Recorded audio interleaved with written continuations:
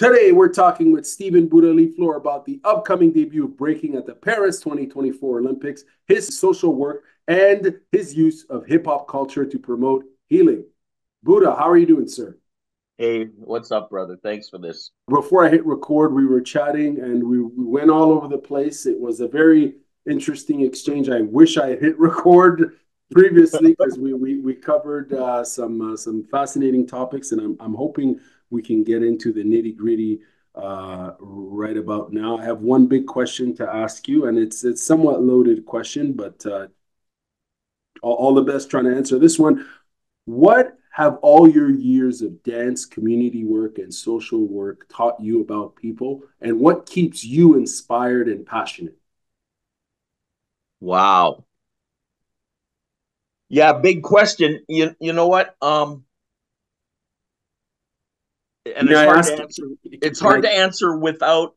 I won't dive into it yet because maybe we'll do that in a later part of the question. But short form is, look, I was a really angry kid doing a lot of break and enters, doing a lot of drugs, um, because I was severely bullied. So I had a number of layers of trauma as a kid, and then I found hip hop and I found dance as a way of kind of reclaiming my existence. And I also found nature. So those are the two big themes in my life: nature, kayaking, camping, right? And I got into social work because I volunteered and I started taking kids on probation on 15-day wilderness trips.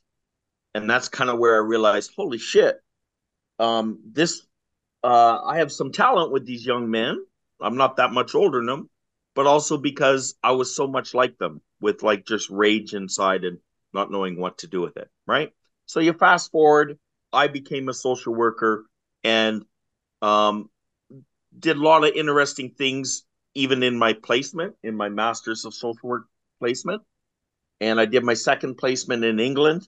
And that's a whole story into itself about a project that I led there in 1985 called Freestyle 85, where we wrestled control away from the record companies in the early days of hip hop. And I had a whole bunch of ideas buzzing in my head about youth subcultures and about empowerment. And then you fast forward to look, I was a child abuse investigator. I've done some of the hardest street jobs out there, blah, blah, blah. But I've always been a b-boy, right? And we were pretty famous b-boys in Canada. We opened for, James Brown, Ice-T, Grandmaster Flash, George Clinton, whole bunch of things. Um, so I've had this long feeling that's actually happened in my personal life where I've been able to look at it and kind of analyze what's going on. Why is this working for me? You know? And then about 15 years ago, maybe 18 years ago, I developed Blueprint for Life. And we'll talk more about that, but that was kind of using a bunch of my outreach ideas based on a lot of my personal experience and a lot of hip hop experience about how to heal people. So back to your question, just to kind of dovetail it all together, it's like some of the wisdom that I think I've acquired is that it's more important than ever for me to look at life through a couple of lenses, and two of the most important lenses are power, and the other important lens is culture.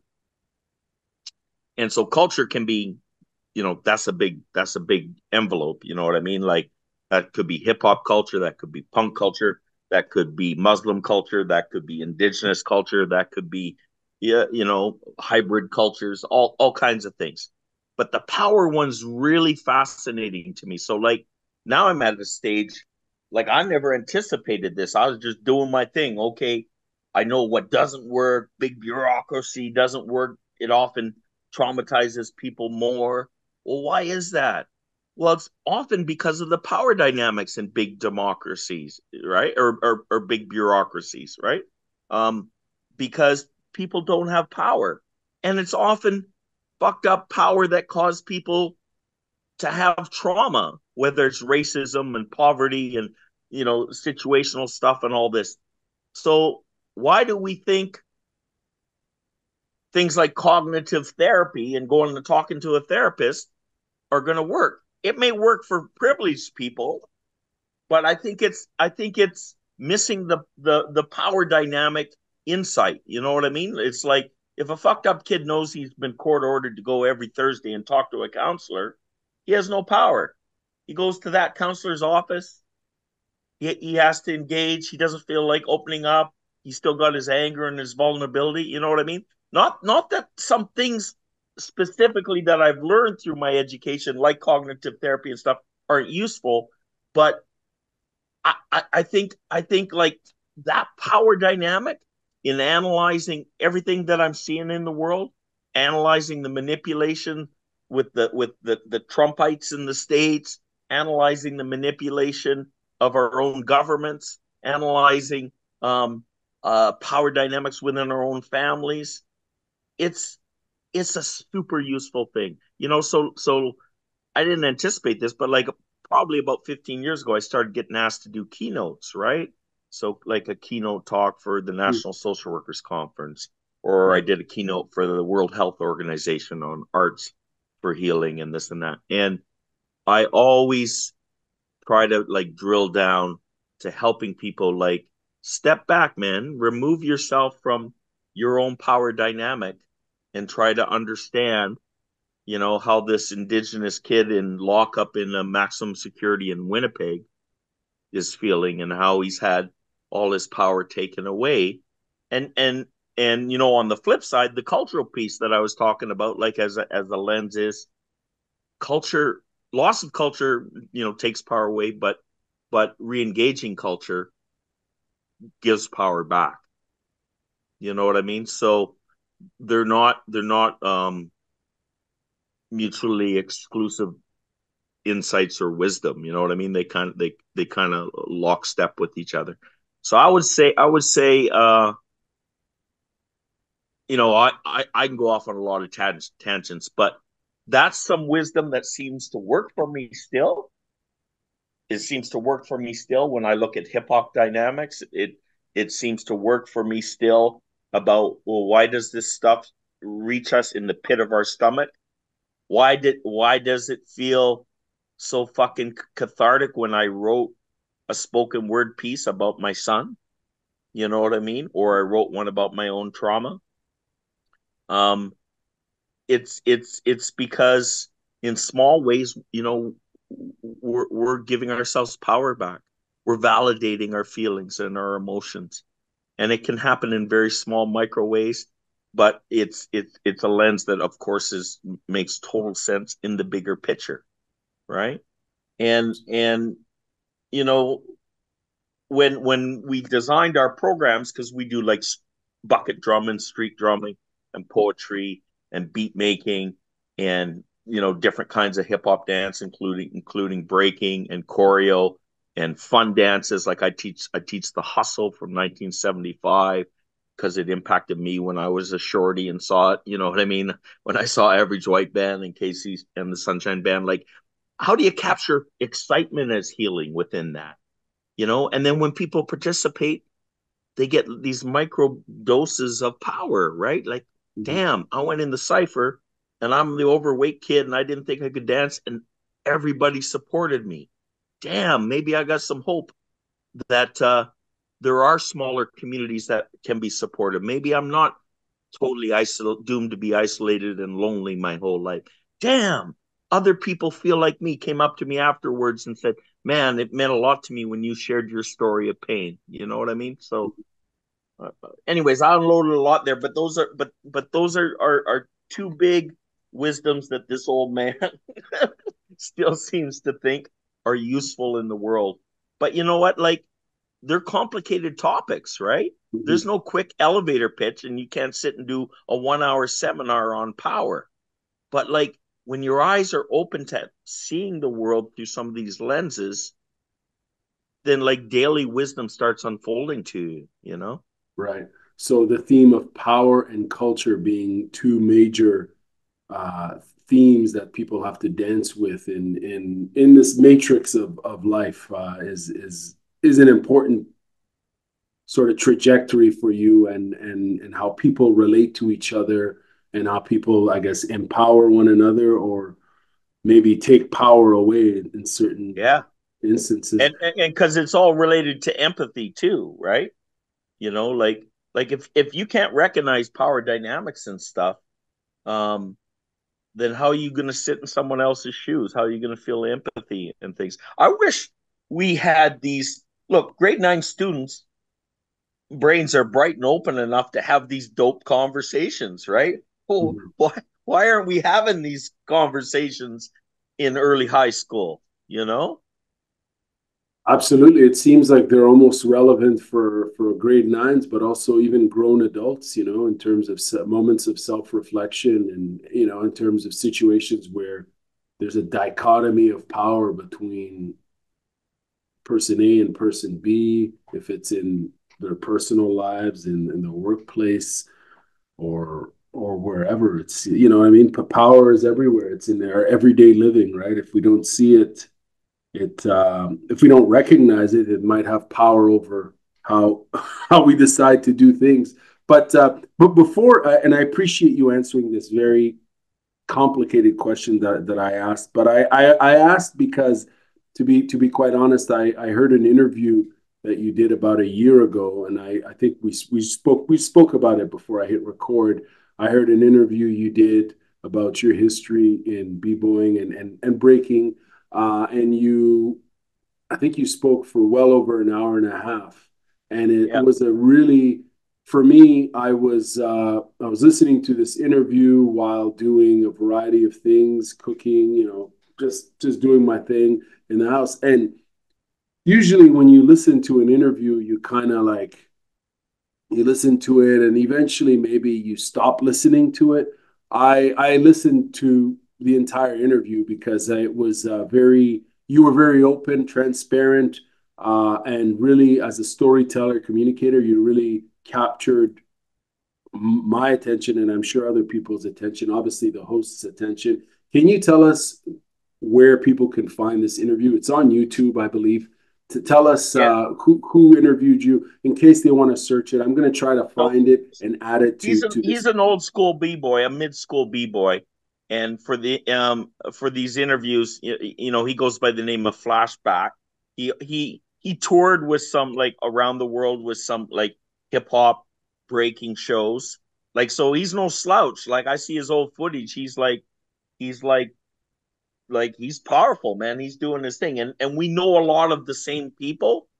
And I think Flashback was just really interested in getting to the deeper stories as the pioneers start to pass away and stuff. And then everybody's like, oh shit, I wish I knew more about Clown. I wish I knew more about Buddha. I wish I knew more about Ken Swift or whatever. And I really love and appreciate because there's a lot of effort on his part. Imagine he's got 42-hour interviews.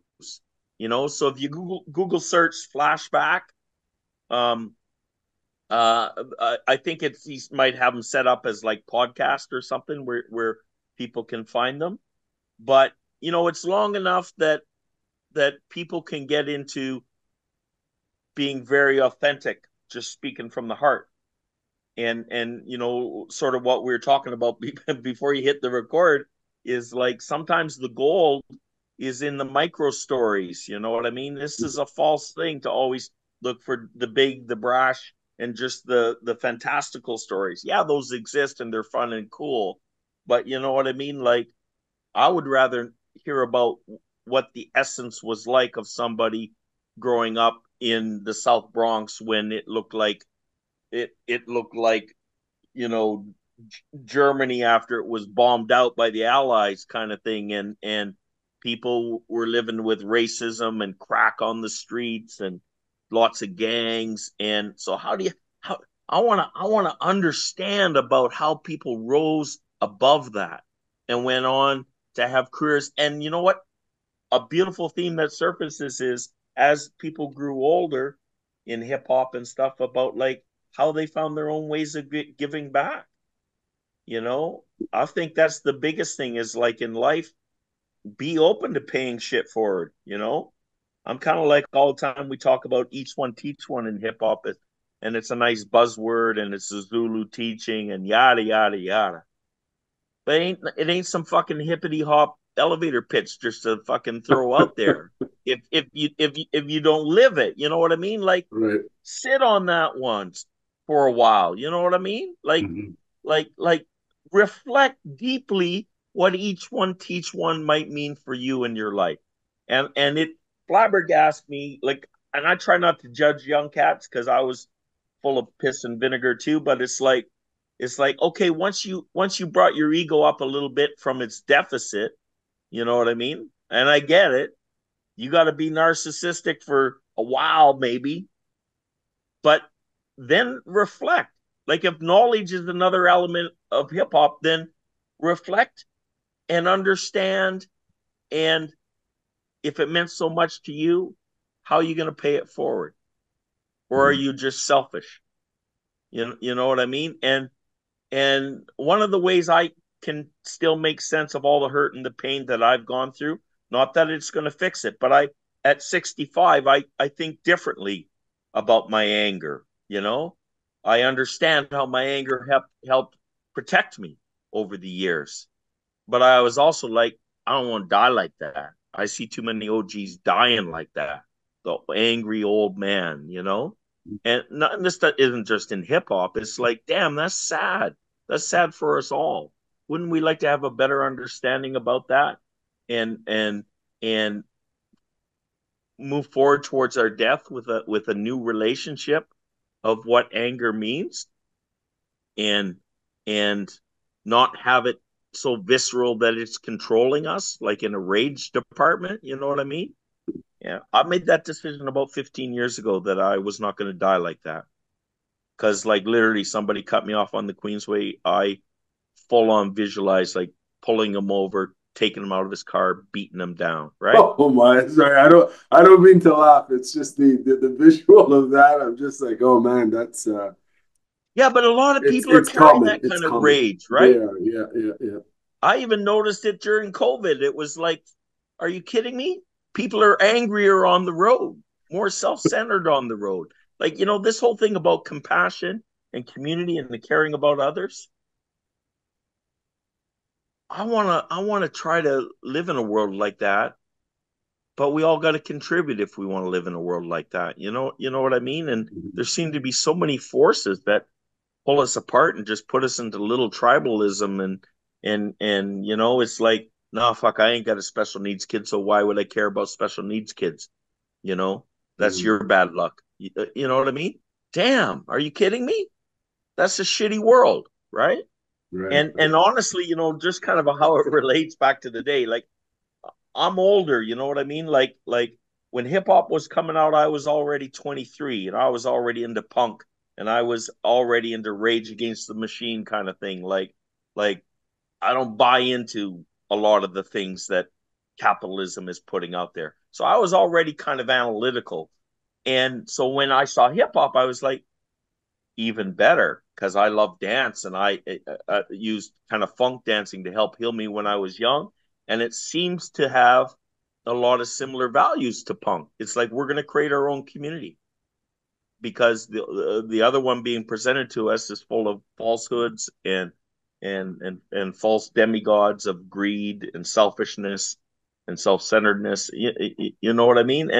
And I I was very optimistic in the early days that all the elements of hip hop would just keep getting more political. You know what I mean? If you're going to put up a graph piece, you're going to put up a anti-Reagan piece. Like when Reagan came to down, me and Kid Quick went out in the Byward Market. We did a giant bubble letter graph piece. People weren't putting up graph in Ottawa. We did some of the first, and it was "Reagan is a psycho," right, in big bubble letters, because he was coming to Ottawa. And then Wow. the next day, because I was studying subcultures at Carleton, I'm standing there with a trench coat on and my Billy Idol hair, being interviewed on national news about this graph piece, and pretending I didn't know who did it. You know what Oh I wow, mean? that's crazy. So you're like Bansky, but was it Bansky, that artist that that Yeah, nobody yeah, knows? but we weren't technically good, but that was kind of still irrelevant. It was about, we called it getting up. It's like we respected each other in hip hop, that you weren't there for like the schlick and the coolness of it. You were there for the commitment of raging against the machine. Like Reagan was doing some foul shit, right? He was in El Salvador. There was the Ollie North thing. You know, like I was actively protesting and burning American flags and doing street theater about cruise missiles and all this stuff. And I saw hip hop as just a natural extension of all this, right? I Mhm. mean, you listen to the early lyrics, like when like White Lines came out, you know, about cocaine, and you know, the message by Grandmaster Flash. Are you kidding me? Right? Like, Mhm. listen to those lyrics. You know what I mean? And then later, of course, Eric B and Rec, like all kinds of fun. And you could have fun rap too, right? Like Sugar Hill Gang, Rapper's Delight. That's just plain fun shit, right? Mhm. But and we need fun to help get us through the quagmire of life. You know what I mean? But all that being said, I'm kind of like, man, why are you so fixated on just putting your name up? You know what I mean? There's nothing political about that. I guess there's something political in that, you know, you're putting it on a train illegally and this and that, but it's like that's narcissistic, right? Mhm. If my name is Blade and I just put Blade up everywhere, I'm not I'm missing the opportunity to make political statements about what's going on in the world. The same with rap, the same with cutting up music and making music, and the same with dance, you know. Um so I don't know. Like in the early days, you know, like one of the things I talk about is like we felt committed to each other and all the elements to support each other. I always love to tell the story that like we used to go to clubs in Hull, and the underground club was Zinc, and just down the road on the Hull Strip was Chez Henri. Now Walter Grego was a cool guy. He owned it. I used to party with him. We would do shows there, but it was a little bit the get jiggy club. You know what I mean? So like the underground club was Zinc, where it was like slam dancing 1 minute, ciphers the next minute, right? But anyway, so we're doing a show at Chez Henri, and I meet the director of the National Arts Center. So he brings in all the books and all the acts of whether it's modern dance or whatever, you know, ballet, and and he asked me if I want to do a show opening for La La La Human Steps. And La La La Human Steps at the time was Canadian, but arguably the most famous modern dance company at that point in history, right? And like Edward Locke put La La together, and he did all the choreo and all the tours for David Bowie and things, right? So, anyways, we opened for them twice, but I pushed back. I was like, yeah, I'd love to do it, but now you know what? I ain't gonna do it. You got to pay us more money, but I'm gonna bring the our DJ, and I'm gonna bring our MCs, and I'm gonna bring our beatboxer. You know, maybe we'll have some live graph being sprayed. It's the fucking full meal deal.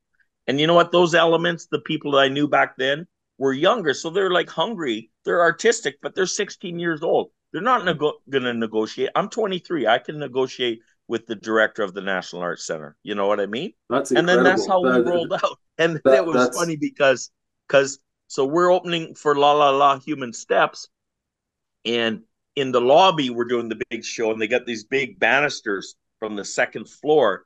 And so we're like, what song are we gonna put on? I don't know. Let's shake up the sensibilities of the rich and famous who are coming to see, you know, La La La Human Steps, right? Because there were like this was like people of money in Ottawa, people with fur coats and all this, right? So we danced to a song called "Do It to the Crowd" by Twin Hype, right? And so a Florida group that was banned a lot because of they used a lot of F words. So it was great. Imagine us, and we come literally sliding down the balconies, and the lyrics start off, "Hey Shamig, what are you fucking stupid? That's a fucking crowd out there. Don't worry about it. Do do do do do do." You know what I mean? The beats drop, and you know, so like we had that little attitude about like we're gonna give you a little bit of taste that we're not from the same world as you. You know what I mean? Like which is like you are the privileged people, the full blown recipients of capitalism, and then we blew them away with what we do, doing it on our terms. You know what I mean? And so I've always been kind of like that angry edge, which I had from for multiple reasons. Um, I I feel like I've always stayed true to like some of that angry edge that exists in hip hop. That why should we change our art forms to just kind of be submissive to make it palatable for you? You know what I mean? Mm-hmm. And even in my outreach, it's like this is why I got out of big bureaucracy social work, because I was like, you know what? I don't have the flexibility in here to kind of do what's right sometimes. I'm really good at getting angry young men who've been released from prison to open up with me about why they hit their kids. But then now it's disingenuous. Then I got all the stuff I need if I have to go to court and take his kids away. Wow. Because we don't have programs in the Ottawa Valley for angry men. You know what I mean? So when I got out, I was like, I don't know, let's dig deep into analyzing what goes on in hip hop, what goes on in culture, what goes on when kids learn throat singing and they learn about their traditional drum and elders talk to them about their legends and then they tell the story in their top rock in their hip hop choreo. I don't know, the legend of Sedna, you know, or whatever. That's giving them power. It because the sad part was, you know, back then kids had satellite TV in the Arctic, so they're watching and they see 50 Cent and they're like, "Yo, I gotta act like I'm some thug from New York when I'm hanging out in front of the only store in this fly-in Arctic community." Well, no, you don't. Hip hop should be open to like representing all the different things of the beautiful things that you have within your own culture. It's really sad. No wonder your parents are scared that you're watching MTV. You know what I mean? Because now you think gangster rap is the way you got to be. You know, so like as an example, we would when we did graffiti in all these large communities, you know, imagine all the graffiti pieces. There's maybe 50 of them exist all over Canada's Arctic. They're all done in syllabics. Syllabics are mad cool letter characters. You know what I mean? Really neat when you 3D, and they're all messages that the kids come up with. You know, respect each other or whatever, like little short things. All their ideas, and it's all full of their own symbolism: beluga whales, a muskox, polar bear, uh, kids doing Inuit games. You know what I mean? That's Yeah. giving them power back, going, man, your stuff is cool. Like maybe you don't got New York gold, so you can't wear a grill, you don't have a triple ring, you don't have a rope chain. Why would you want that? You're not from there. Right. Guess what? You have a history of carving out of walrus ivory or beluga um, bones or caribou antlers. And so like even some of my bling, like if I'll wear it to New York or something, you know, I rock like these polar bear claws that have been carved and given to me as gifts or Wow. whatever, because it's like because I used to do that. I used to have gold caps on a couple of my teeth and things, you know what I mean? Mm-hmm. But again, this is the capitalistic money machine trying to tell you, okay, now we're gonna sell you what is cool in hip hop. Oh, Run DMC's wearing shell toes. Okay, let's pump out them shell toes to kids to be, you know what I mean? Right. No, it's you know, commercialization, it's big business, it's and it happens to just about anything, right? And any cultural expression eventually becomes there's the monetization aspect, and it's certainly a reality for any cultural industry. You know, it's I don't want to say it is what it is, but it's great to hear that, you know, you always kept yourself rooted to what it meant for you originally and what it was, the source of you know, of and the art and and form. And those sources, look, like because I got involved with doing hip hop outreach, I've got to know people who do hip hop outreach all over the world, right? So Tiny Toons working with street kids in Cambodia, right? Working with prisons in Uganda using breaking. and Wow. the gift, the message that I've tried to put out to these people is stop worrying about looking like you're a New York cat. You're not a New York cat. But don't tell me that Cambodia doesn't have all its own symbolism and legends and stories and stuff that can't be nuanced into your form of what hip hop would be. Even in our dance moves, right? Because yeah, I'm a dancer, right? But like when we do our top rock before we go down and hit the floor, um, that's all about stylized dancing up top, right? And it's supposed to represent either like culturally where you're from or personally, right? So I dance a lot with a bowler hat. So I do like hat tricks and comedic stuff, and I'll stop and I'll look at somebody in the cipher and I'll smile and I'll wink and I'll draw people in with my personality. But in the same vein, if you're from I don't know, let's say you're from Japan and you're a b-boy and then you're doing your tops and then all of a sudden you stop and you look at the guy and then you just do a sumo wrestler stomp. You know what I mean? Right. It sends a message, right? Absolutely. Yeah. And you can incorporate this stuff in. And that's why I've never been one of them rigid OGs who's kind of like, no, this is the foundation. It's got to look like this. I understand foundation in terms of movement. This is just to kind of give people the ingredients to get started. Mhm. But then when you level up with it, it's reaching into your own personality, your own stuff, and your own cultural history and storytelling. You know what I mean? Like so in the Olympics, we will see incredible feats that Olympic gymnasts can't even do. I Like was it just, I, blows my mind. You know what? Let's jump on that, please. So as you were just mentioning there about the Olympics, breaking is about to make its Olympic debut at the Paris 2024 Games, which is going down in less than a week. How do you feel about this milestone for this dance style, and what do you think it will mean for the future of breaking globally? So I'm excited for the opportunities for young people. I'm I think our sense of community and the backstories and the culture is big enough and solid enough in other countries that we're not just going to forget that and just roll with the Olympics. Two things can be true at the same time. You know what I mean?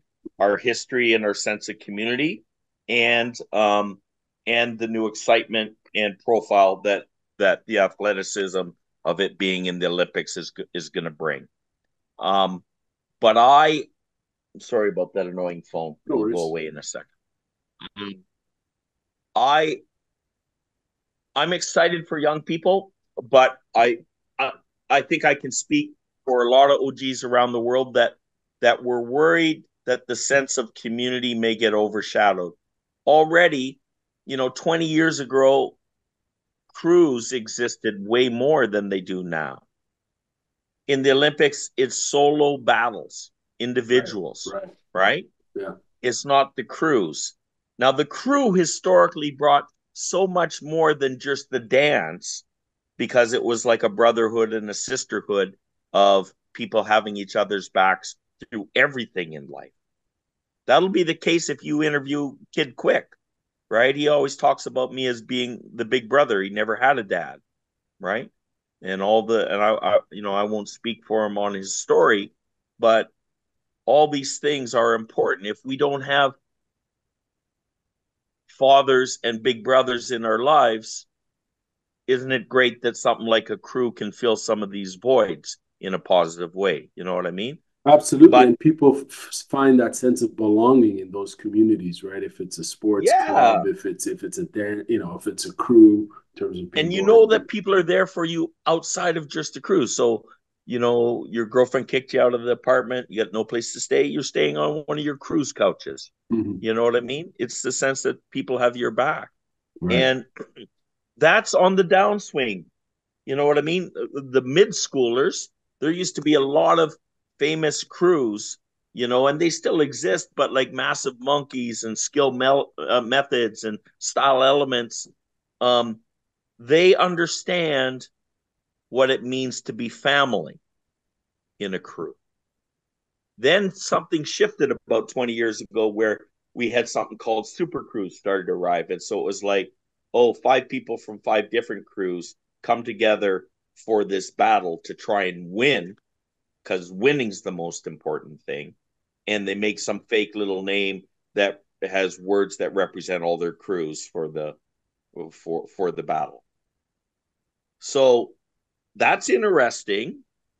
But what's it eating away at? It's eating away about at the core of sense of community, which is why, like I was just about a month ago, I went to the Red Bull National Championships, breaking championships in Toronto, and I was treated beautifully, like as an elder, and I saw a lot of old friends, and so that's one thing, right?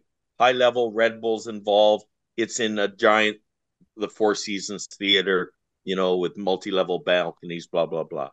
But the next day, my homeboys who are mid schoolers are putting on a jam called Winter Wars in Regent Park, and it's old school crews battling. You know what I mean? And it's that hungry energy, and you were there.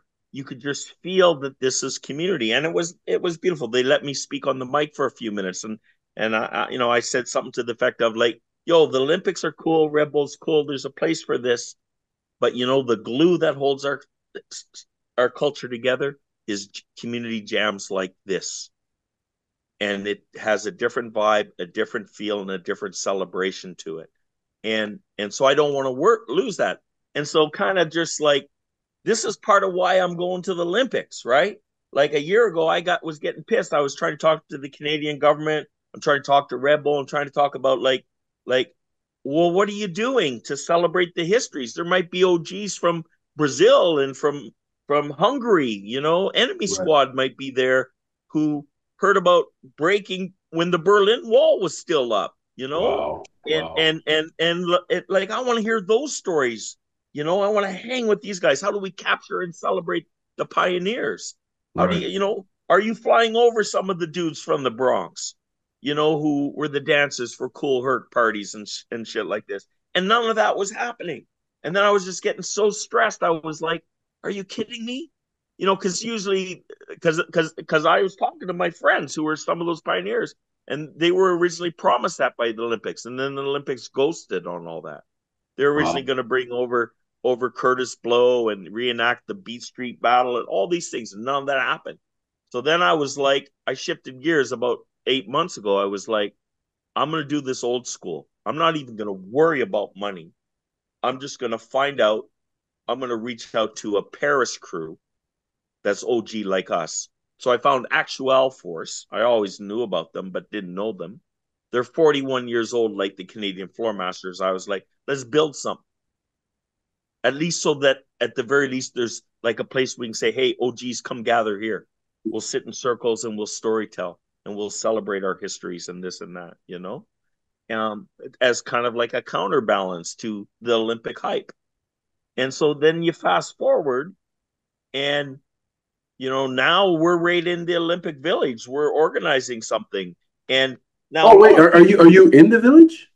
yeah, Oh, so wow. I've got some events organized with Actual Force. We got Wow. an OG jam happening, and then it turns out, so like 16 countries have pavilions in the Olympic Village, like the Netherlands, Right. USA, France, Canada. Canada has Canada Olympic House, and they're having like Cirque du Soleil do something someday, Julie Black do something someday. You know what I mean? And so me and Kid Quick are actually now running a whole session in Canada House. I'm calling it Breaking Down Breaking. And we're gonna explain the components. This is top rock. This is footwork. This is a freeze. These are power moves. This is a b-boy stance. This is a burner, right? And then we're gonna orchestrate an old school battle and stuff. And now I'm dealing with the head of Canada Olympic House in the Canada Village, right? But like, I guess that's sort of like the Olympics, you know what I mean? But it took a roundabout way us to get there to do something. And I think a lot of our networking with other people is going to be kind of sporadic and informal, but at least that'll still be something. Like my experience is mid schoolers in particular, they actually really want to hear the stories. Like a few years ago, I got flown to Philadelphia. There was a big international comp, and they treated us. Maybe there was 50 of us OGs like gold. But my favorite night was me and Clown and Storm and Quick Step and Float, rest in peace. And we're all sitting around just on a couch and we're swigging whiskey from a bottle and we're just laughing, telling stories, right? Oh shit, I remember the roller rink. Yeah, we used to get down in the middle. We used to lock on roller skates. We used to, you know what I mean? And these mid schoolers, all these cats your age, maybe 40 of them, they were just sitting in front of us, not saying anything with their jaws open, taking it in. And I really felt so respected. You know what I mean? Like I this is so much nicer than having these formalized panel where somebody asks a question and then you get 5 minutes to speak and you know what I mean? It Mm-hmm. was just like, no, they love it so much like we do. They want to understand us more. They want to hear the stories. It's not about who had the fastest windmill and could head spin the longest back in the day. Although there's some fun stories around all that stuff, you know what I mean? It's it's more about like understanding, something out of nothing, Wow, what was it like that you had to figure out the best furniture stores in Ottawa and go garbage day for them is Thursday. Now we got the giant refrigerator boxes. We're going to take them to the Byward Market. How are we going to get them to the Byward Market? We're going to tie them on the roof of Buddha's car. You know what I mean? We're going to go down. We're going to ask the restaurant because some of our friends are waitresses there. Can we run our extension cord, plug it in here? We're not going to bring a ghetto blaster. We're going to bring full Technique 2 turntables and big speakers, and we're going to street hit. And guess what? We'd make like $1,000 passing a hat back in like 83, 84 in the Byward Market. You know what I mean? A That was thousand exciting. dollars back in '83. That's like Yeah, people ten were putting thousand. 20s in. Yeah, People that's were, like saying 10,000 today. right? People were putting 20s in because they'd never seen a backspin or a windmill before. So it's so exciting to them. You know what I mean? And we'd get in fights with the skinheads. They would spit on our cardboard. There were like, there's so many stories, right? I, I About have what I that, have I have to stop you there and ask, like, first of all, the fact that you somehow managed to get programmed in at the Canada House in the Olympic Village, to yeah, program breaking and breaking it all down. No pun intended, is yeah, incredible. breaking down, breaking. Breaking down breaking, it's incredible that you managed to do that, and you did it, in your way, as you always do. It seems it's incredible, and I think it's um it's a huge victory, obviously, for the art form. And And I going think back it's a to, victory for Canada. You it know what is, I'm absolutely, absolutely, because they're really promoting their breaking, their b-boys and girls at the games, as they should. And I'm seeing a lot of ads for breaking across the board, as far as digital and and social. Phil Wizard repping Canada, he's a great kid, man. And he's got a chance of winning the gold in this, you know what I mean? Oh, And I and absolutely. I've and I've got to know him a little bit, and like he's a perfect example of someone who deeply respects our history and the elders in this culture. And of course he's excited about sponsorships and the Olympics. But like when we battled at that jam in Regent Park, we had a made up crew of old schoolers, and like when we made it to the next round, now we're going to battle Phil and some of the other best young breakers in Canada. We called them out. We said, no, no, no, not here. Outside on the concrete, old school. We went Wow. out in front to do it. Now we could only go first round, but the first person hungry for the concrete was Phil Wizard, our guy in the Olympics. You know what I mean? Wow. Hey, Hungry sessions. it's interesting, because as you were describing, and we wish him and the rest of the, I think that there's a big girl, forgot her name, but I've seen some of the promo material as far as video content on social media. No, they're doing an excellent job promoting, Canada, as far as b-boys and b-girls at the games, and we wish them all the best. But I must say, your description of '83, at the Byward Market, be going there, that whole setup there with finding cardboard the side for refrigerators, cardboard, pardon me, and tying that up to your car, driving over the extension cord through this window, blah blah blah, at the restaurant. Like you're essentially describing a sequence almost in a documentary. It seems like. Are there any plans to kind of, I don't know if the one's already been made or not, to retell that story in the form of just a documentary on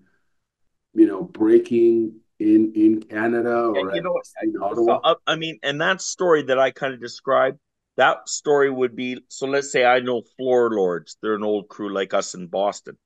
They got similar stories. You know what I mean? You Mm-hmm. find a crew in Dallas, Texas; they're going to have similar stories, and there'll be stories about how we got a hold of old footy. Like I was in Venice Beach in L.A. Imagine I'm watching these kind of young black kids who were street hitting, doing their thing.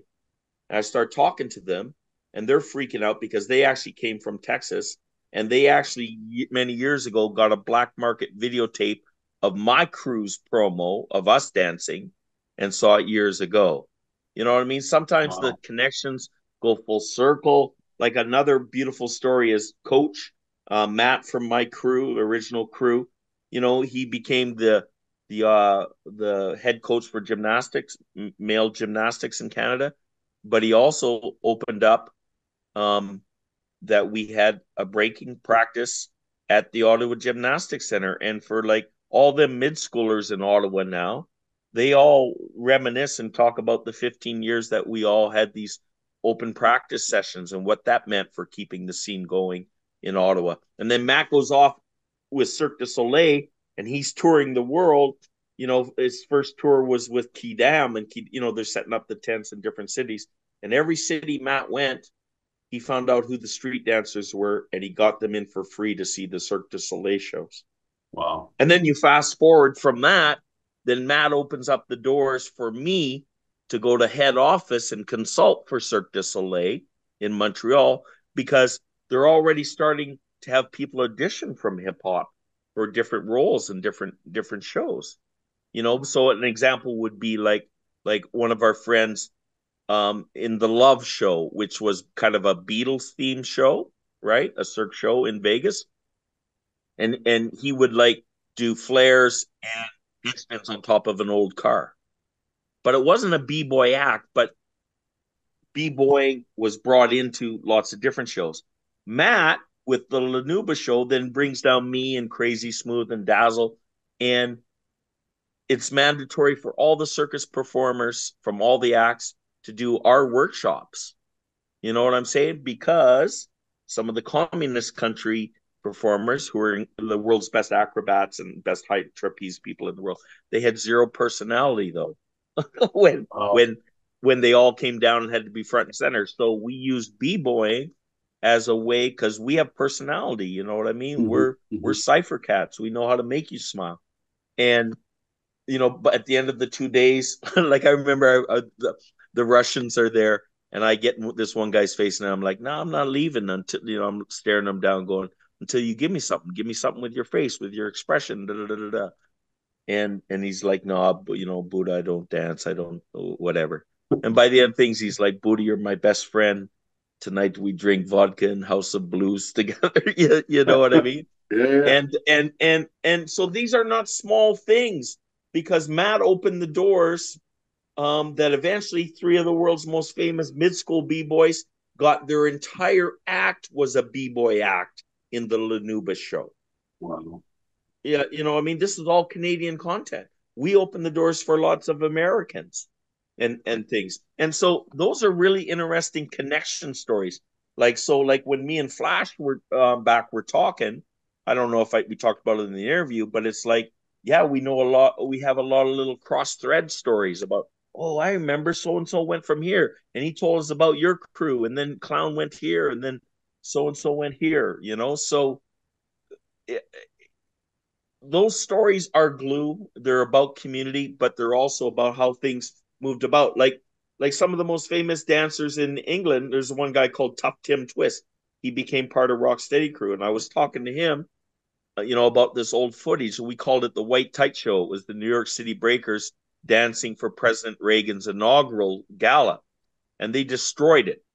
Now we called it the White Tight Show because the video that looked white but it was really silver tights.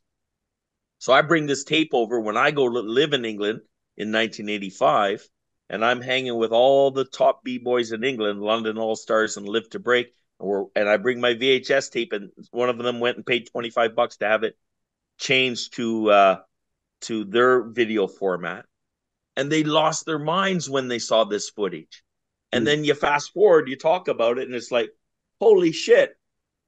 When that footage went out and then spread all over England and influenced b-boys all over England, like Second to None and stuff, that footage was probably the footage that Buddha brought over, the Canadian, when he came. You know what I mean?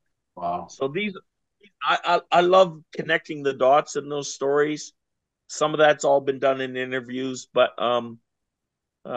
there's certainly space for more, like somebody could do a big Canadian documentary, because I don't want to make it sound like it's just the Canadian Floor Masters. Like, we were organized, we had outfits made, we got high level shows, but like, you know, the crew that was the shit in Montreal was New Energy crew, and DKC still dances, and he's, you know, now we talk shit about each other back then, and we never got to battle, but like, you know, when you're an old man, you just are happy and have respect for any of the early crews in Canada. And there's crews You out guys west, still like, do you still talk shit about each other? No. just in a joking way. Oh, right, right, You know, talking shit's a bit of a hip hop ritual in some right, ways. You know what I right. mean? But I'm like, you can obviously go too far with the shit talking. If you get stuck as a young cat that's all you are, is a shit talker. You know what I mean? I get the bravado thing, but now you're just closing doors. Now everybody just thinks you're a dick, right? Like they Right. you don't want to talk with you and hang out with you. You know, Mm-hmm. it's, you know, it's a fascinating culture, and it absolutely has evolved. You know, something I haven't been trying to blow my own horn, but I'll give you an example. There's now like hip hop studies at Yale and Harvard and Cornell archives and this and that. You know what I mean? And a Sure. lot of people are getting their PhDs on writing about hip hop. Absolutely. It's a global culture. You'll find it in everywhere you go. Hip hop has influenced essentially to some degree various cultures. You know, if you think of K-pop, you know, Korean pop music and all that, a lot of that is heavily influenced by hip hop. You know, Yeah. if you look at And that history, it's but here's my thing is, sometimes people are too much academic that they don't, and they get their stripes and they get their PhDs writing about our culture, um, but they're not like active participants. mhm. And so, just as an example on that, you know, I was a young punk. I was in the master's social work program. I meet this prof who mentors me. He's a world authority on youth subcultures. He wrote about punks, mods, rockers, skinheads. You know, rest in peace, Dr. Michael Brake. But we became good friends. I bought into all his ideas. And guess what? Many people think that I may have done the first academic thesis on hip hop in the world, but I Wow. haven't been gassing myself up, putting it out there. So I went to them, you know, because you do a year coursework and you do 2 placements and then a thesis. And I was like, I don't want to write a 500-page thesis. Can I get special permission to do it as a video documentary? And I'll still get into all the subcultural theories and why is this important to understand at a deeper level if you want to do community outreach, yada, yada, yada, right? So I got special permission. And because I'm a hip hop head, I'm a b-boy, people opened up to me. I wasn't like a Carleton journalist student trying to interview people. You know what I mean? They're like, no, fuck, Buddha's one of us. Right, Then we can just talk honestly. You know what right, I mean? right. So I do this thesis. I submit it. I get the highest mark you can get, honors with distinction. It Wow. goes into the National Library of Canada. I kind of forget about it. I digitized it about 15 years ago. So now I'm finally sending out some copies because other academics, maybe they did their thesis in 89, are starting to get flown out and talking like they did the first thesis and stuff. And I'm like, well, no. And in fact, mine's a bit different because I'm not just an academic. I'm living, breathing as a b-boy all the time. You know Mhm. what I mean? You're So a that's an stakeholder. even different perspective. That's right. You're a stakeholder. You're an artist. You're part of the community. You're not just an outsider, sort of writing from an outsider's perspective. You're an insider.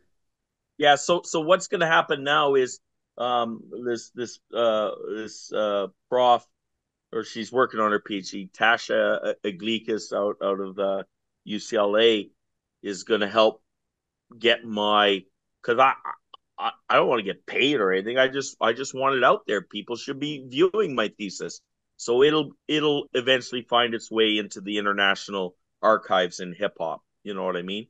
But I kind of tested it. I sent it out to other people who are kind of involved in social work and hip hop. I sent it out to historians like Fable from Raw Steady Crew, Joe Slosh, who's written some books. And, the feedback I got from them was like, yo, Buddha, the stuff you were talking about, the ideas you were putting forward in 85, 86, 87 were ahead of its time. Wow. And I'm not telling you this to gas myself up, but I've learned kind of the past few years that if you also don't tell your story, it may never get told, and other people will gas themselves up and take stripes that maybe they don't fully deserve, you know? Absolutely, absolutely.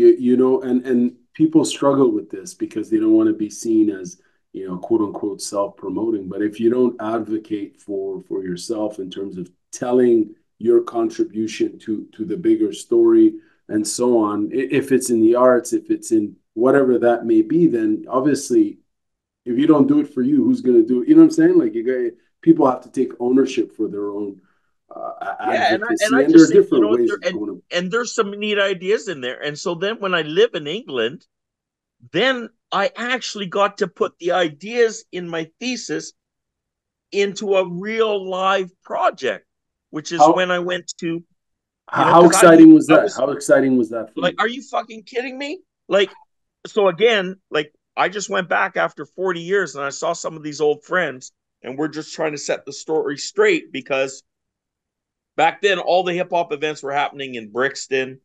The white population is scared to go there, and the record company's trying to own it. So I Mm. so I'm hanging at the youth center doing my placement.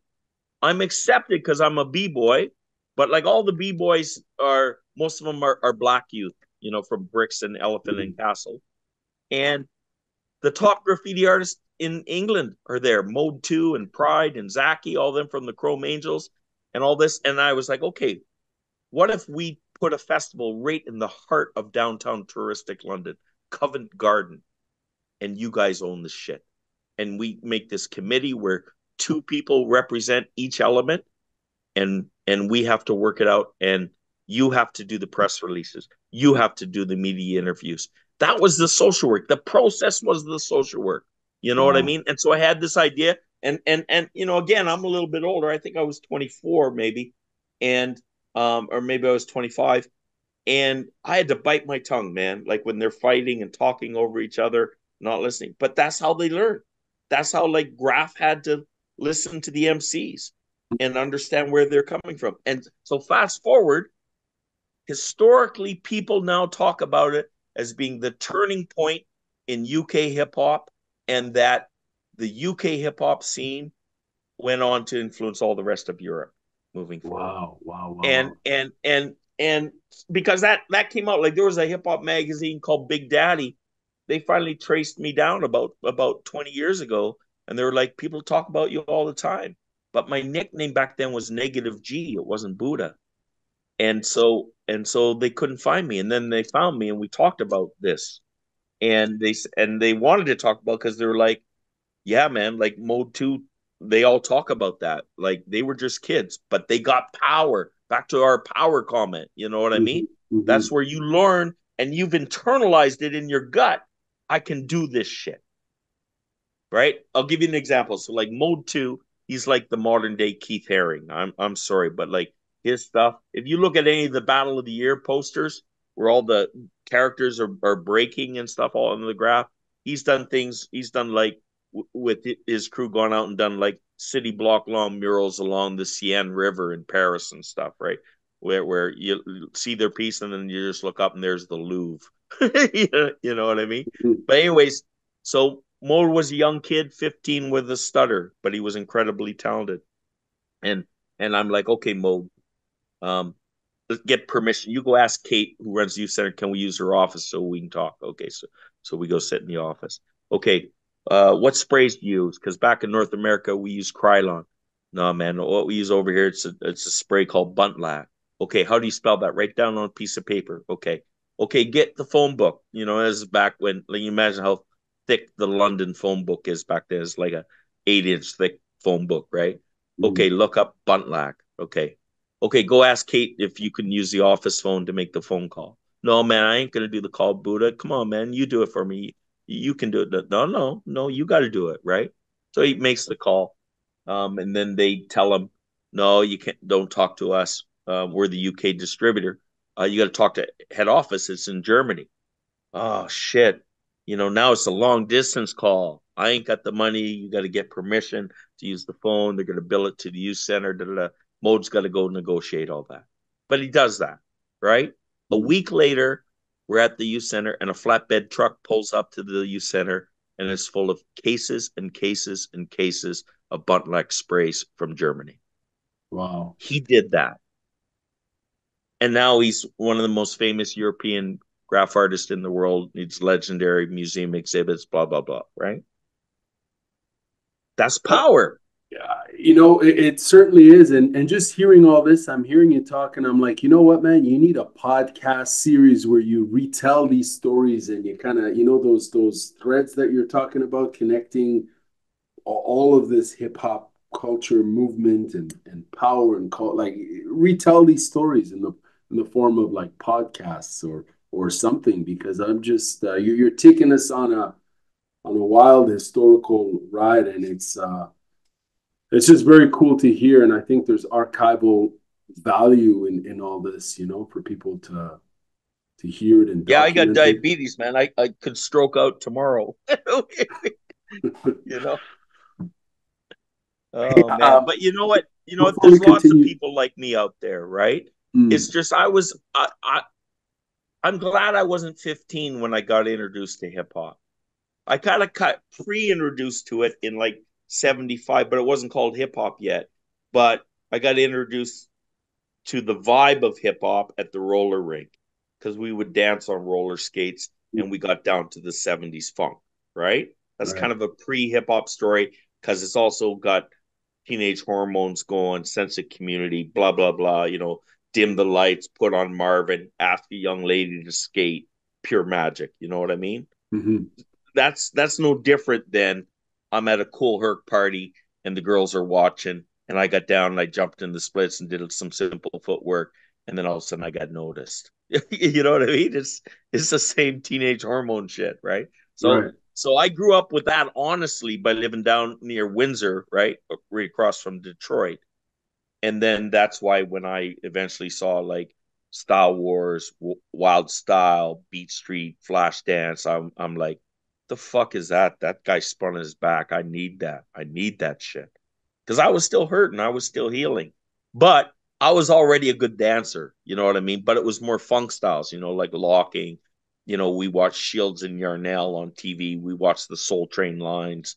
You know, we had a TV show called Roller Funk where it was basically Soul Train on roller skates, like like that shit. I'm a grown ass man. I still have dreams about doing my tricks at the roller rink. You know what I mean?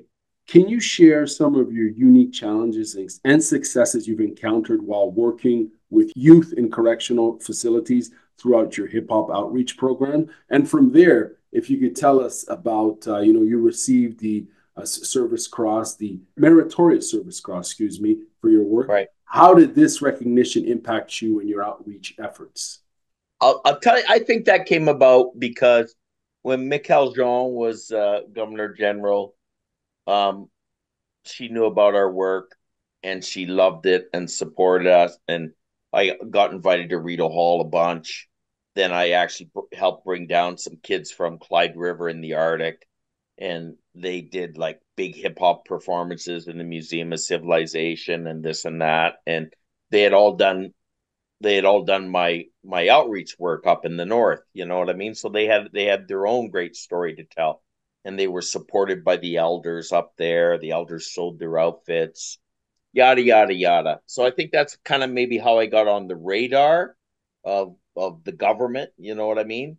And I think maybe another step was at one point, maybe about 15 years ago, I was made something called an Ashoka Fellow, and that's a big honor. There's maybe, I don't know, let's say there's 60 in Canada, but there's a couple thousand worldwide, and it's change makers in the world.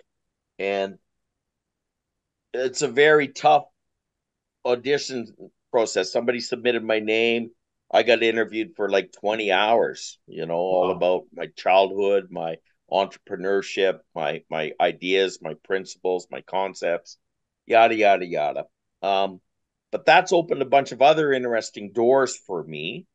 You know, like I'm now part of this international group concerned about well-being, right? Started out, I was the part of the first cohort from Ashoka Fellows around the world on our own personal healing. And then now that's turned into organizational well being. So, how do you bring deeper well being into, I don't know, into like a corporation or big brothers and big sisters across Canada and stuff? You know what I mean? So, you know, we learn from each other. Like I have friends that are teachers in Egypt, and I have friends that are working on saving the Amazon forest, like a really diversified group of people.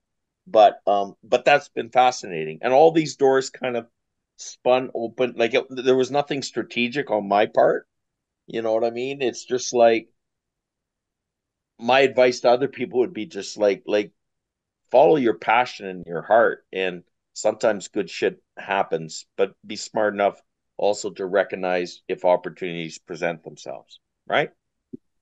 So then we started just how we got to doing the prison work, because it's kind of interesting. So the Canadian government actually paid me a lot of money to speak at a couple international conferences on like cool shit Canada's doing, right, related to justice. And I kind of was like, yeah, well, that's cool. I'll take your money. I'm a good speaker, and you know, there's a good story to tell. But you don't actually don't support our work. Can we fix that? So then this is maybe 10 years ago. Then Justice Canada called me back and they said, new money's getting released with Justice Canada. And I was already doing some prison work. And they're like, we think you should apply. So we then set up a federal nonprofit called Blueprint Pathways, and we got $500,000 to expand our prison work in maximum security youth prisons across Canada. And then we built a research component in it the first one time, and it was a multi-year funding thing. So that's a big success, right? Like most people struggle with, they get a $30,000 grant, a $40,000 grant, but we already had a proven track record of doing good, exciting work. I think that helped, and I think I'm a pretty good grant writer. So anyway, so we got that, and we studied motivation to change. And so like you can go on my website and people can download a 60-page readable document that's got all the stats and all the studies and the ways that we did our research, but it's in a readable form because it's also got the poetry of the kids, it's also got testimonials of the kids, it's also got the art of the kid. You know what I mean? Because I was like, this is what I hate about research is they make these documents and then nobody ever fucking reads it. I want to have a document that people who want to pursue creative ways of helping people with extreme trauma heal, that they Mm. can read and feel motivated to understand it. You know what I mean? Mhm. So, anyways, those things are all on our website, and then we got 500,000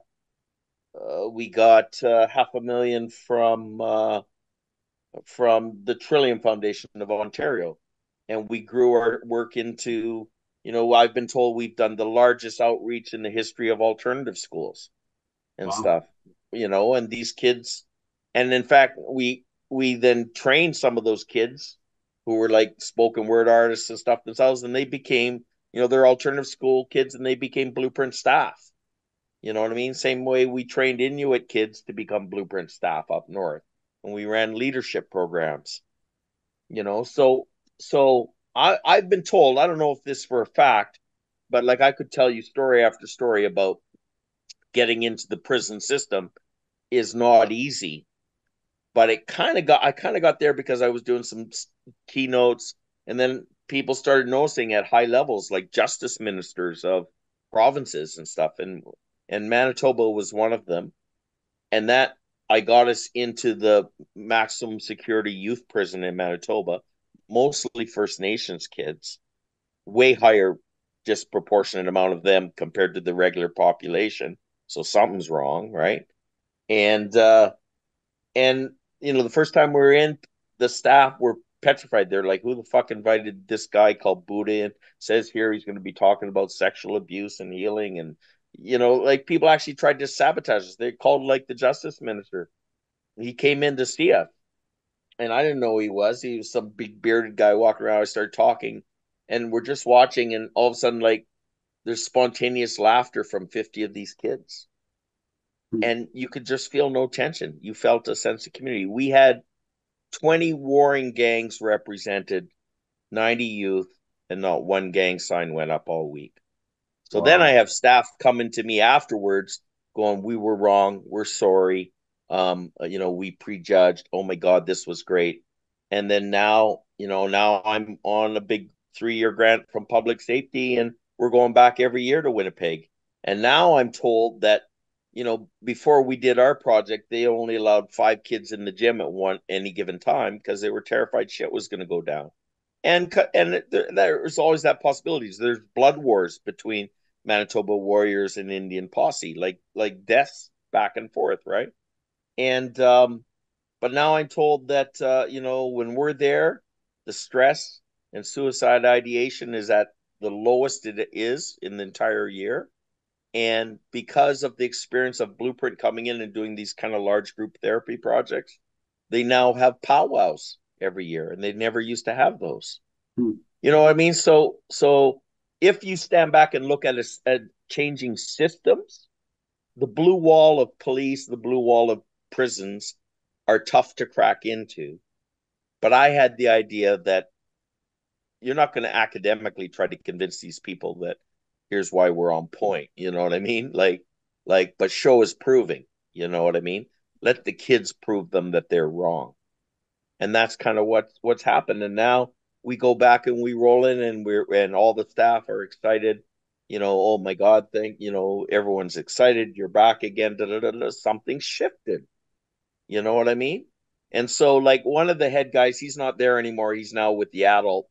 He works with all the sex offenders in Manitoba. But he's told me, he said, "I'm sure, Buddha, that you are the largest group therapy projects, probably not just in youth prisons, but even if you brought in all the adult corrections across Canada, you probably do more large group therapy than anyone in the history of prisons in Canada."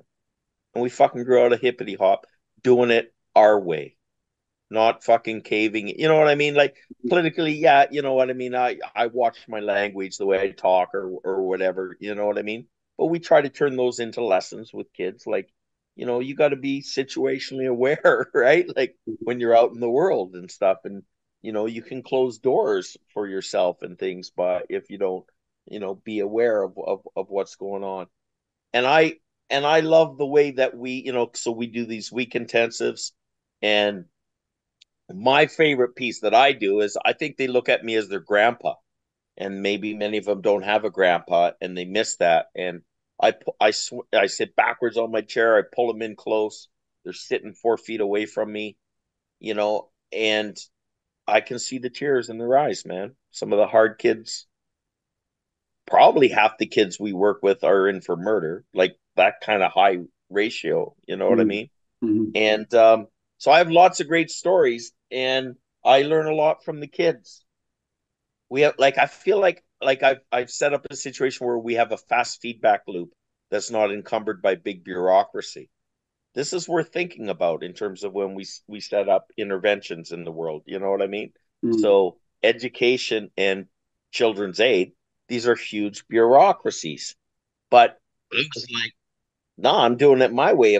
Hey, guess what? One of my Blueprint staff went away and learned meditation for 3 years in Thailand.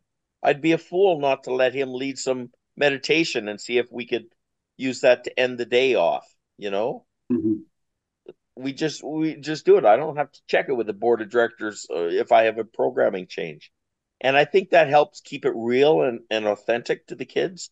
And they also are receptive because we're not part of the system. You know what I mean? And just like you complimented me that you felt like my interview had some authenticity, maybe that is a bit of a people are have a hunger for that. And I think all my team members bring that kind of realness and like we're not fucking angels, you know what I mean? But like, Troy in my group, he was the lead in the musical Stomp and toured the world. He's the bucket drummer for the Toronto Raptors, and his whole Wow. body is tattooed. You know what I mean? Hmm. Like, what prison kid isn't going to look at him in awe? You know what I mean? And Right. yet he's a gentle giant. He doesn't like angry men because that was his story with his dad. You know what I mean? Like, so there's a lot of wisdom that exists in the world, and too many times that wisdom doesn't get out there because we feel like it's got to be formalized and sanctioned by legal communities and government communities and yada yada yada, and it takes away the realness, right? And it sets up those stupid power things that we talked about at the beginning, so If I can ask this one last question for you, I really appreciate this interview. There's so much more to explore. Maybe we'll have to do it again after the Olympics, if that's cool with you, after you come back from France. You know, absolutely. you mentioned bureaucracy. As far as social work and all the different adjacent sort of services related to social work. You're not a fan of bureaucracy, and obviously you've managed a really creative way to do the work authentically, to show results, right? And how, I guess my question to you is, for people looking, to do this sort of work, where you're being creative, what advice would you give someone like looking to use hip hop culture as a way to promote healing and positive change in their community, but outside of the traditional current model, if it's a bureaucratic, very heavy administrative one that might strip I, away. I think hip hop culture generally has been lazy ass. So let me explain what I'm thinking here. It's like we can't expect to just go, and I got this creative program, just trust me on this. You know what I mean? Mhm. If you're describing a program, if you were developing a spoken word outreach program, you're actually going to have to help connect the dots kind of therapeutically of people understand this, right? Here's a little bit of the brain science. Here's the new networks being formed to the frontal lobe. Here's what storytelling doing. Here's what PET scans are doing. Here, you know what I mean? And because I always used to kind of joke and go, well, for a long time, hip hop outreach didn't go anywhere because uh, people just thought it was kind of cute, and we have a gut feeling that it's important. We see self confidence, right? I describe that as like throwing some hip hop shit on the wall and hoping something sticks. Well, you're not going to get $500,000 multi-year funding on that. You might get 20,000 or something, but like, how do we next level it? And Blueprints next leveled it by also doing the research things. Now, my current research is a really interesting topic because I keep personally researching trauma and healing, and I'm fascinated with these kids have a hard time visualizing tomorrow. So if you can't visualize tomorrow or Christmas, how are you going to visualize and move towards a stable relationship, a job, like all these things? And all this is directly related to hope. How do you get hope in life? We take that for granted. If we've had a regularly solid upbringing and we have hope, I see it as like, I know, well, that's why you can't understand it when kids don't have it, because you have made the assumption that it just exists for everybody. Mhm. But can you imagine kids who have never known in their gut what hope feels like? So that's what I'm studying on our current public safety prison work is how does hope play into this?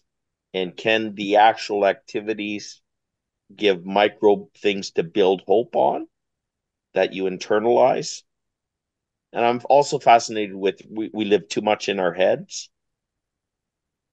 What Mm. about the body experience? Like this is Eastern wisdom, you know what I mean? That forever talks about like the holistic stuff. And guess what? Like I'll go listen to fucking listen to um The Body Keeps the Score or Gabor Mate's stuff. Right. The Myth of Normal. I'm on my third time listening to that, making notes and things. Like we're finally at the place where we're not like all trying to act like individual peacocks and pharmacology's puffing his chest out, psychology's puffing his chest out. You know what I mean? Because we're Hmm. realizing humble our asses. It's actually all these things interconnected. Are some of the best approaches, and it's been really validating for me because a lot of the stuff that we all do that we've been doing for years is the shit that people like Gabor Mate talk about, Hmm. right? There's actual stuff that happens when I'm looking in the kid's eyes, the biofeedback and stuff. So you need to talk about those things. You know what I'm saying? To advance hip hop outreach. And I've had meetings. I had a meeting in Washington D.C. where another guy who did rap therapy in Oakland, he was there. He has an MSW. Me and him presented. We brought together hip hop outreach programs from across the states, and we brought together frontline organizations like education, schools, probation, stuff like that. And then we brought the big high end funders together, all in the same room. And basically, the high end people who have the millions that they can give, they were like, we had no idea you guys were so smart on all this. Wow. There was often language barriers. You know what I mean? So on Hmm. the hip hop level of the street running this program, we may use different language to describe it, but there's actual medical scientific language that describes the same thing. You know what I mean? So, but Hmm. uh, then I'm kind of like, well, fuck hip hop. It's on us. We can't rely on other people to help, bring us to the trough of funding. We need to step up our game and be more on point on all this, and it's possible. We're Blueprint's an example that it's possible. Fuck, they had this national conference of social workers. Imagine this. So let's say there's 20 social work schools of social work at universities across Canada. So Hmm. imagine the deans of all those. They're all there. There's maybe about 600 social workers. And the theme of the national conference is social work needs to change. And me and Cirque du Soleil are the keynotes.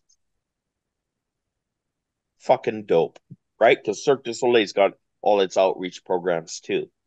So there's a hunger and there's the recognition that our old ways ain't cutting it. And Absolutely. Yeah. there's Yeah. and I'm not here to pretend like gas myself up like I know all the answers. I'm continually still learning and I'm excited about that.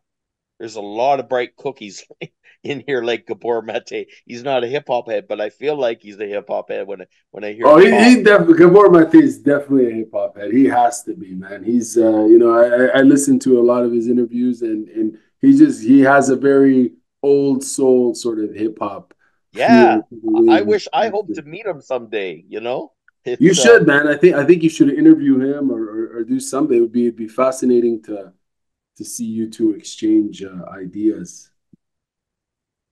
yeah, it's so my advice is like don't always try to reinvent the wheel. I did a presentation once for hip hop heads, like, and I did it like walking stones, like this step, this step, this step. I think I had 30 steps to setting up a hip hop outreach program. It doesn't have to necessarily happen in those orders, but you know what I mean? Sometimes it's nice to graphically actually see, yo, like here's where you could get sabotaged, right? Right. Here's the insurance piece. Here's you know what I mean? Like Mhm. there's lots of pieces, and at the same time, you're trying to hold together the integrity of the magic of the spoken word that you want to flesh out. But it's not good enough, you know what I mean, for you to just go, yo, trust me on this because it works for me. You know what I'm saying? Mhm. And I'm not saying that's not valid, but like if I just said, look, I had trauma and I'm a dancer and it works for me, so trust me. You know, on the flip side, I've been kind of lucky in that I have personally 40 years of frontline experience as a social worker to draw upon too. So that gives me some credibility, you know what I mean? They can't just write me off. So like even all those deans when I was talking, I was like I was using language. I looked at them all and I went, sometimes I feel like the more degrees we get and the more we sit in our office, the more we act like our own shit don't stink. Oh, wow, you said that? I said that to them all the Wow. deans, and there was this quiet, and then all of a sudden everybody just burst into laugh because I don't care. I just Right. speak what I feel. You know what I Mhm. mean? And I was like, they're either going to write me off and go, "Who invited that wild card up in here? Take away his MSW." You know what I mean? Yeah. But like, you know what? A lot of them haven't done frontline work for a long time, Hmm. right? Mhm. Like I was speaking to Jane and Finch in Toronto. I had all these black women from U of T come up to me and they're like, oh my fucking God, why do guys like you not get invited to speak at the MSW program? All we have is these old profs that are giving us all this great theory and no real world practical examples that we can Right. like link it all to. You know what I mean? Yeah, I mean, So application, real hands-on application in the field on the ground, and plus that all those years of breaking and you know connecting with community, building community as you mentioned, you know, and negotiation. You're also a great negotiator too, from the sounds of you know hearing your and I, stories. and I'm You and I'm could, stubborn and I still have some anger. You know what I mean? So I'm like I don't necessarily play well in the sandbox, but I'm not stupid in the sandbox. You know what I but you mean? know, maybe it's a blessing too to have a little bit of anger and a little bit of stubbornness when you apply it with, you know, all these other skills in terms of having a vision and sticking to it and executing it and seeing the value of going outside of the sandbox because maybe the current sandbox isn't addressing these core issues, you know, in whatever field because of bureaucratic limitations, right? I mean, could you imagine you stayed within the I traditional don't think bounds? I could have mentally survived.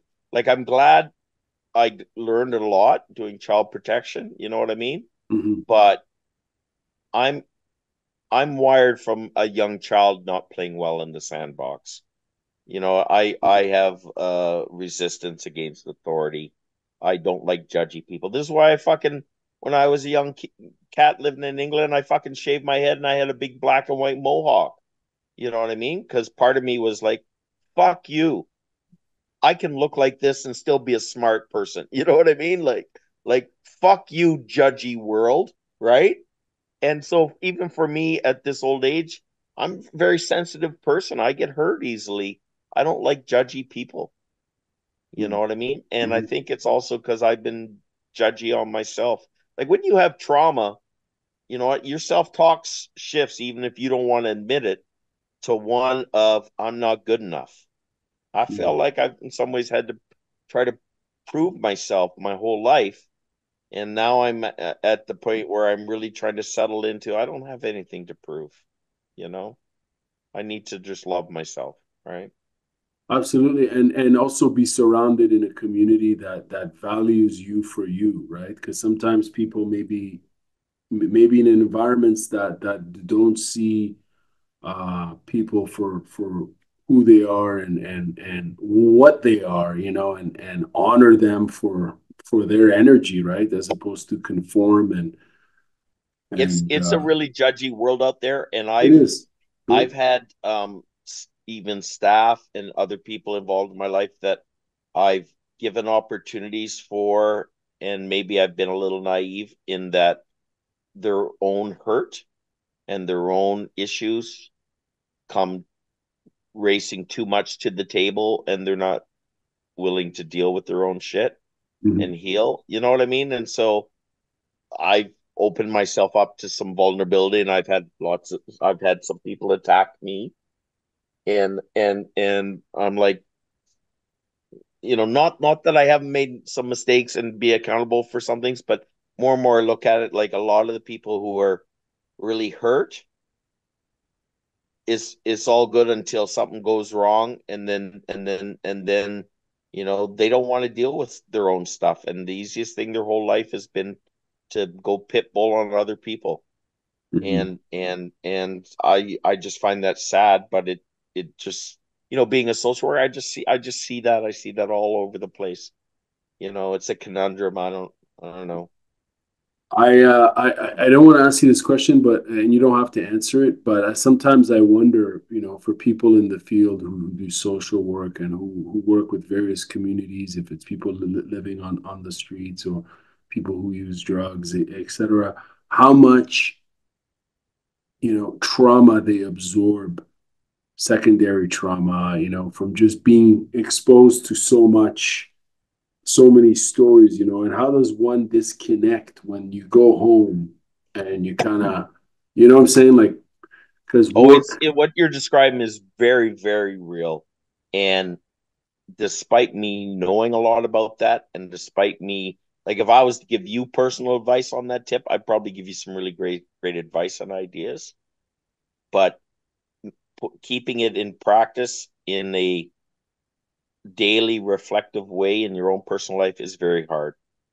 And I'll tell you the single biggest thing that's been useful for me is, like, I remember, let's say I was going to work at Jones Aid, and I knew today I'm going to interview this blind girl who was raped by her grandfather. That's the backstory. Like, that's going to be a horrible day for me. I may at some point, and maybe I got to interview the grandfather. Maybe I'm going to feel like beating up the grandfather. You know what I mean? Like, yeah, like, yeah. like. So, and my kids were younger then. So how do I then go home and just walk through the front door and be that loving father to give my son Aaron a hug? So I would often try to strategize in advance. I was into whitewater surfing in my kayak, like at Champlain Bridge. I used to go there every night.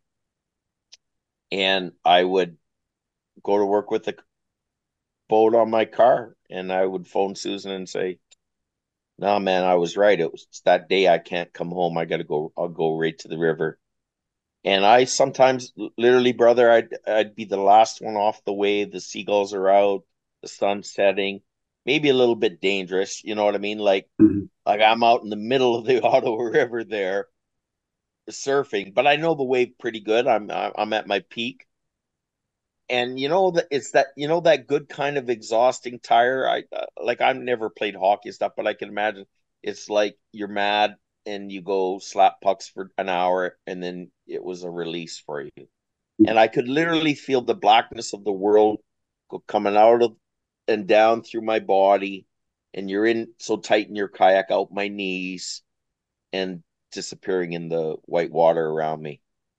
And then I'd go home and I was physically tired but also emotionally cleansed. Mhm. And so nature and being alone with myself has been a thing, continues to be a thing. Like today I went out for 3 hours by myself, On the practiced my water, roles, you know. 3 hours on the water, or just walking Yeah, in three nature. hours kayaking just Oh, in my nice, boat, you know. nice. Yeah. And I have a group of friends, and this extends way back from growing up with my dad canoeing and kayaking and stuff. And nature is a beautiful healing thing, Hmm. but it still creeps up on you. I mean, these are the discussions we have in this well-being initiative that I'm involved in and stuff. It's tricky stuff. It's tricky stuff, man. Oh, Buddha, thank you very much for your time. This has been a incredible interview, and I'm hoping to do it again. I know there's more to unpack. I appreciate you being, very open with a lot of these subjects, and some of them were the work you do is very challenging, I would imagine, and very important at the same time. So I hope you continue doing it. And all the best in Paris. And I'm really curious to hear all about breaking in Paris and what you Yeah. see. And All right. Well, it's been fun talking, brother. thank you very much. All right. You take care, B.